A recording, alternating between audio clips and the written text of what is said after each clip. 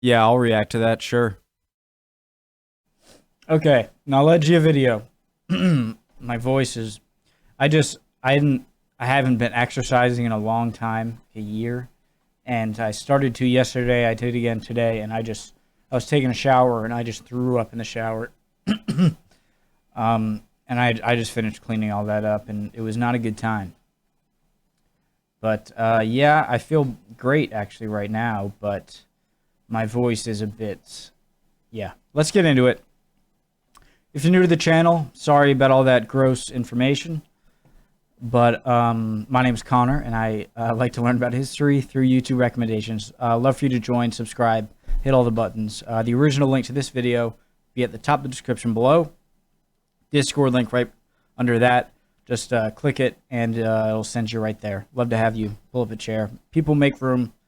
More the merrier. Okay.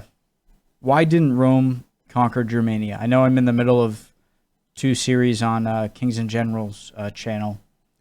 30 Years War and the Caesar playlist. This is related, and I'm curious why. So I'm gonna watch it. If you're not ready to learn, get the hell out.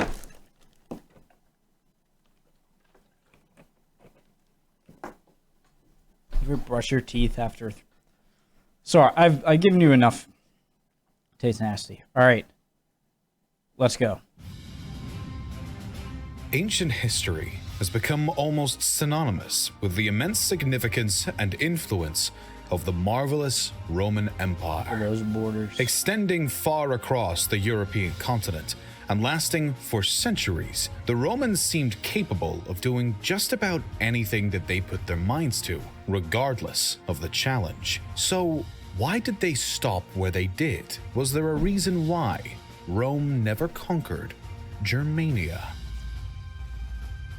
The fact that Germania never fell under the Roman crown was not... Sorry pausing so early, but I love how after watching more and more of these history videos on YouTube, I learn a few things, but one of the big things that I like to have learned is how natural, geographic barriers, topographic barriers, mountains, rivers, dense forests, long stretches of land that when it rains for a long period of time, it can bog you down and make it impossible to pull artillery, stuff like that. Yeah, that's a cool thing. Not entirely due to a lack of trying from Rome. While there was a point when the Romans decided to avoid the region, this wasn't the case at first. Initially, Germania was actually a target of the Roman Empire after securing Gaul.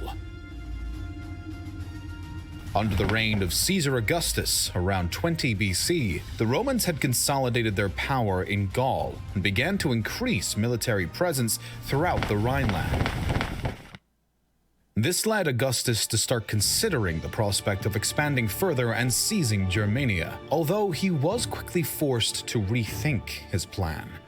In 17 BC, three Germanic tribes, the Sicambri, Usipetes, and Ticteri, unexpectedly launched an incursion across the river into Roman territory. The tribes ended up running into the Roman 5th Legion under Marcus Lullius and emerged victorious, which seemed to startle Augustus enough that he felt the need to pause any advances into Germania. The goal now was to increase military presence and power in Gaul even more. First and foremost, although another scuffle soon after between the Germanic tribes and Lullius and his men finally pushed the invaders back across the river and forced a ceasefire. Over the next few years, the Romans now put increased effort into creating a... Sorry, did Caesar's army use elephants like Hannibal's did, or is that just a symbol on the off topic? Lullius and his men finally pushed the invaders back across the river and forced a ceasefire. Over the next few years, the Romans now put increased effort into creating a more stable and controlled environment and military control in Gaul. In 13 BC, Nero Claudius Drusus became the governor of Gaul, but was quickly met with a rebellion. Previously, Augustus had established a new census for tax collection, which had greatly angered the locals. It was now Drusus's responsibility to deal with the backlash, while also working to bring a new string of forts along the Rhine in preparation for future expansion. The first major test of Rome's newly strengthened military in the region came when a couple of Germanic tribes, the Sicambri and the Usipetes, returned to Roman territory with another offensive. Drusus managed to push the attackers back and decided to follow them across the river to propel his own invasion. The Romans then plundered the lands of the tribes before continuing on into the modern-day Netherlands, and then routed the Frisians and attacked the Caucaeans before heading back to Rome. A year later, Drusus would return to his conquering ways, and pushing on until the approaching winter and dwindling supplies brought the campaign to an end, sending the Romans back to their own territory. As they tried to return home, they were attacked once again by a Germanic tribe and were nearly defeated without ever reaching Gaul. In 10 BC, Drusus set out on another campaign and managed to capture the lands of the Chatti and surrounding Germanic tribes, then returned to Rome for a short period before blazing the expansion trail once more the following year. On the fourth offensive, Drusus conquered new territory and pillaged many cities of the local tribes. He spread the Roman border as he went, and when it was finally time to travel back to Rome, he had carried himself an impressive reputation. But on his return ride, Drusus fell off his horse and died a month later from an infection caused by the severe injury he had sustained from the fall. After Drusus, Rome still had its sights set on Germania. His successor, Tiberius, quickly launched his own campaign into Germania and found immense fortune as he continued the work of Drusus. According to Roman scholar Cassiodorus, who wrote about the time period in the 6th century AD, all Germans who lived between the Elbe and Rhine had surrendered to the Roman invaders. This means that, for a while, not only did Rome try to conquer Germania, but the empire had actually been pretty successful in doing it so far and continues to consolidate this newly expanded territory. Tiberius continued to push through the Rhineland and actually began to form friendships with some of the German tribes. It appeared that Rome would easily continue to stretch its border over more and more of Germania with little resistance. Tiberius had more military bases built and began to show special favor to the Cherusci tribe, of which one member, Arminius, would later play a major role in what would happen to the Romans in Germania. For now, Rome saw the German tribes as mostly conquered or allied with, aside from the Marcomanni. Though a large-scale offensive had been prepared to take down the I had never known the Roman borders had ever, or, conquered territory of any Roman general had ever been that far. Marcomanni and their Germania. king, Maro. Large-scale offensive had been prepared to take down the Marcomanni and their king, Maroboduus. The Romans had to abandon this plan to instead address a revolt in Illyricum. As Tiberius was now busy in the Balkans, the leadership of the Romans in Germania was given to Publius Quinctilius Varus, who was left only 3 legions to command. Varus was also given Arminius as an advisor, and the two quickly built up trust. Completely unbeknownst to Varus, though, Arminius was actually working to unite the Germanic tribes back home and create a shared hatred of Varus and the Romans. This wasn't all either. As summer was ending, Arminius created a false rumor. This wasn't all either. As summer was ending, Arminius created a false rumor of a supposed uprising happening at a large enough scale that Varus's immediate action was required. The night before Varus left to go subdue the rebellion, Arminius' father-in-law came to warn the Roman commander. He insisted that Arminius was not to be trusted and that he was actually responsible.